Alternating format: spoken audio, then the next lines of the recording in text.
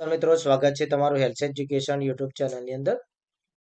મિત્રો આજના વિડીયોની અંદર આપણે વાત કરીશું ગુજરાત ગૌણ સેવા પસંદગી મંડળ દ્વારા બહાર પાડવામાં આવેલી વર્ક આસિસ્ટન્ટ વર્ગ 3ની ટોટલ 300 જગ્યાઓ માટે આવેદન મંગાવવામાં આવી રહ્યા છે. તો આ ભરતી વિશેની સંપૂર્ણ જાણકારી આજના આ વિડીયોની અંદર આપણે કરીશું.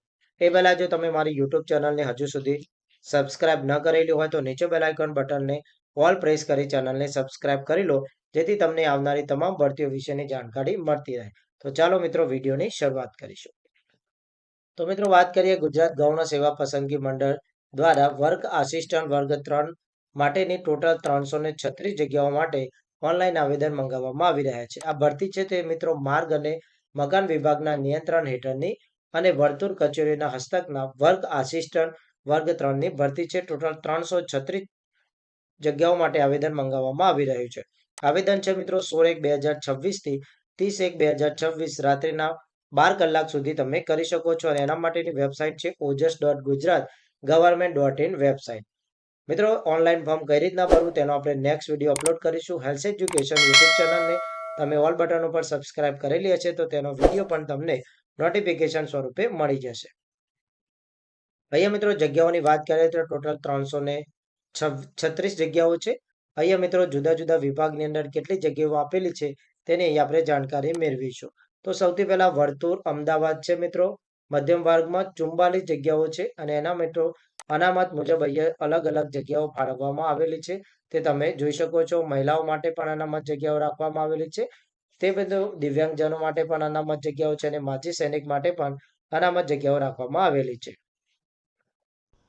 અહીંયા મિત્રો જુદી જુદી વિભાગની જગ્યાઓ આપેલી છે, જેમ કે શહેર મધ્ય વર્તુળ અમદાવાદમાં 32 જગ્યા છે, તમે જોઈ શકો છો. ત્યારબાદ અધિક્ષક ઇજનેરી વર્તુળ મહેસાણાની અંદર 29 જગ્યાઓ છે. એવી રીતના પાટનગર યોજના વર્તુળ ગાંધીનગરમાં 17 જગ્યાઓ આપેલી છે. ત્યારબાદ મિત્રો ઉપવન બગીચા તંત્ર ગાંધીનગર છે, તેમાં ટોટલ 3 જગ્યા ખાલી પડેલી છે. રાષ્ટ્રીય ધોરીમાર્ગ વર્તુળ ગાંધીનગર ટોટલ જગ્યા 8 છે. અધિક્ષક ઇજનેરસિંહ મધ્યમ વર્ગ જે વિસ્તાર છે વર્તુળ, તેની અંદર ટોટલ 106 જગ્યાઓ છે. અધિક્ષક ઇજનેરસિંહ રાષ્ટ્રીય ધોરીમાર્ગ વર્તુળ વડોદરા, એની અંદર ટોટલ 6 જગ્યાઓ ખાલી પડેલી છે. ત્યારબાદ મિત્રો નિયામક શ્રી રસ્તા ગુજરાત ઇજનેરી સંશોધન સંસ્થા વડોદરા, એની અંદર 11 જગ્યાઓ ખાલી પડેલી છે. મધ્ય વિભાગ છે વર્તુળ સુરતની અંદર ટોટલ 42 જગ્યાઓ ખાલી પડેલી છે. 11 નંબર અધિક્ષક ઇજનેરી વર્તુળ નંબર 1 રાજકોટમાં 24 જગ્યાઓ છે. વર્તુળ નંબર 2 રાજકોટમાં 14 જગ્યાઓ છે. આમ ટોટલ 336 જગ્યાઓ માટે આવેદન મંગાવવામાં આવી રહ્યા છે. વયમર્યાદાની વાત કરીએ તો 30/1/2026 રોજ ઉંમર 18 વર્ષથી ઓછી નહીં અને 33 વર્ષથી વધવી જોઈએ નહીં. અહીંયા મિત્રો અનામત મુજબ તમને કેટલીક છૂટછાટ આપવામાં આવેલી છે, અહીંયા તમે જોઈ શકો છો. સામાન્ય કેટેગરીના મહિલા ઉમેદવારોને 5 વર્ષ, અનામત કેટેગરીના પુરુષ ઉમેદવારોને 5 વર્ષ, એમ જુદા જુદા જે અનામત વર્ગના ઉમેદવારો છે તેમને અહીંયા જે આપવામાં આવેલું છે તે મુજબ મિત્રો જોગવાઈ આપવામાં આવેલી છે. અનામત મુજબ મિત્રો તમારી ઉંમર છે 45 વર્ષ કરતાં વધવી જોઈએ નહીં. પગાર ધોરણની મિત્રો વાત કરીશું તો પગાર ધોરણ માસિક 26,000 રૂપિયા ફિક્સ પે 5 વર્ષ સુધી મળશે. ત્યારબાદ સરકારના નિયમ મુજબ 25,500 થી 81,100 સુધી લેવલ 4 સુધીનો તમને પગાર ધોરણમાં નિયામક સમાવેશ કરવામાં આવશે.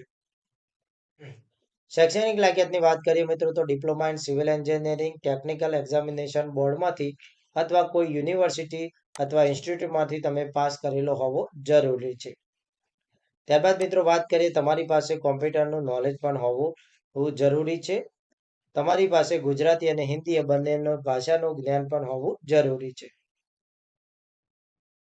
અહીંયા મિત્રો નીચે મુજબની લાયકાત ધરાવતા ઉમેદવારો છે તે અરજી કરી શકશે. ડિપ્લોમા ઇન સિવિલની અંદર જે સમકક્ષ છે તો diploma in civil and rural engineering, diploma in civil draftsman, diploma in civil engineering, diploma in civil engineering and planning, diploma in civil engineering building and service engineer, diploma in civil engineering construction and technology, diploma in civil engineering construction,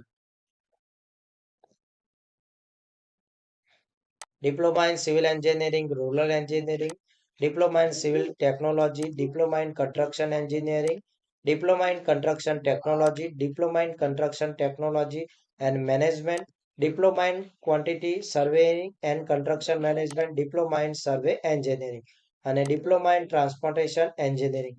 તો આટલી સમકક્ષ તમારી ડિગ્રીમાંથી કોઈ પણ એક degree હશે તો તમે આ જે જગ્યાઓ આપેલી છે ભરતી માટેની વર્ક આસિસ્ટન્ટ માટે તમે ઓનલાઈન આવેદન કરી શકશો.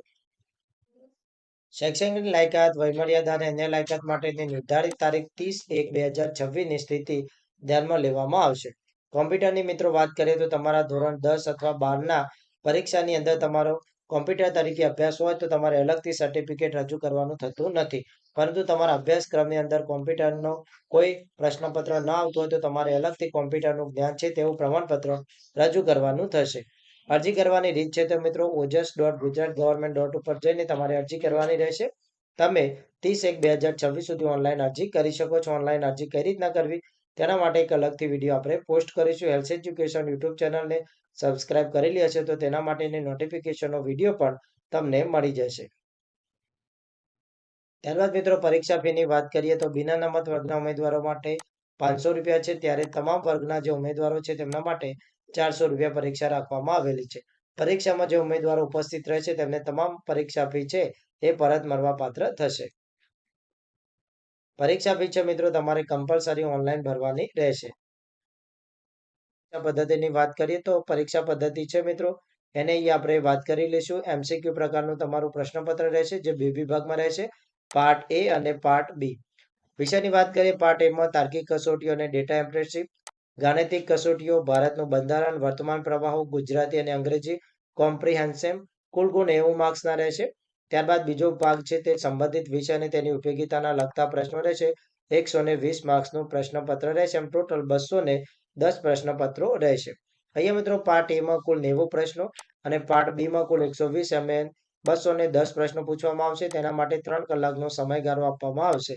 MCQ પ્રકારનો પ્રશ્નોત્તરી રહેશે જેમાં ખોટો જવાબ આપશો તો 0.25 ગુણ છે એ નેગેટિવ માર્કિંગ તમને આપવામાં આવશે.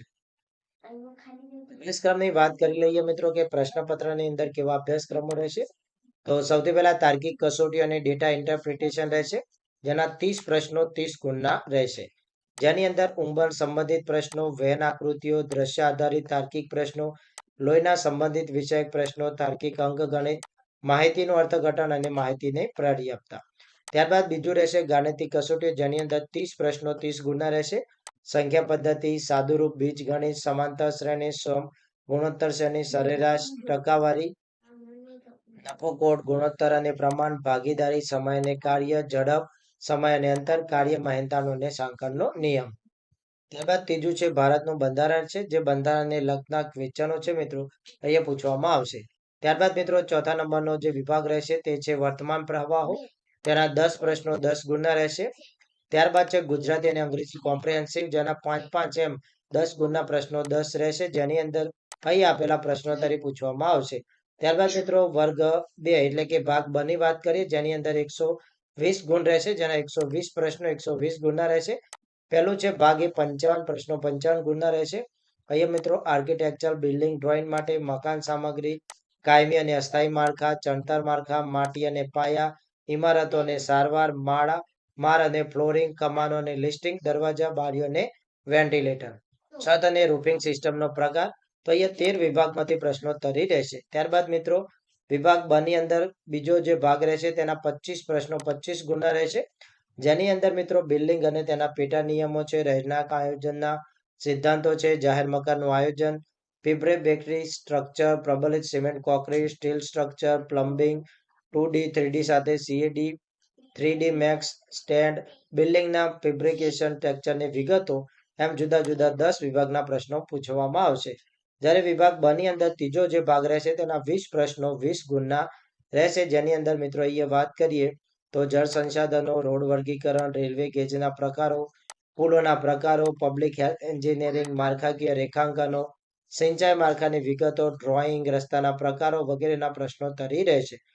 જ્યારે વર્ગ 4 ની મિત્રો વાત કરીએ તો 20 પ્રશ્નો 20 ગુણના રહેશે જેની અંદર મિત્રો ટોટલ 7 વિભાગની અંદર પ્રશ્નોત્તરી પૂછવામાં આવશે. વાત કરીએ તો મિત્રો વિભાગ એ નો પ્રશ્નો ગુજરાતી અને અંગ્રેજી બંને ભાષામાં રહેશે. પાર્ટ બી નો ભાષા છે મિત્રો તમે જે શૈક્ષણિક લાયકાત રજૂ કરી છે તે મુજબ રહેશે. તો મિત્રો આજના વિડીયોની અંદર આપણે વાત કરી ગુજરાત ગૌણ સેવા પસંદગી મંડળ દ્વારા માર્ગ અને મકાન વિભાગના નિયંત્રણ હેઠળની વર્તુળ કચેરીઓ હસ્તકના વર્ક આસિસ્ટન્ટ વર્ગ 3 માટેની ટોટલ 336 જગ્યાઓ આપેલી છે. તેના માટે શું ક્વોલિફિકેશન રહેશે, કયું અભ્યાસક્રમ, તેનો સિલેબસ રહેશે, તમામ જાણકારી આજના વિડીયોની અંદર આપણે મેળવી. નેક્સ્ટ વિડીયોની અંદર આપણે વાત કરીએ કે કઈ રીતના આપણે ઓનલાઈન આવેદન કરી શકીએ છીએ.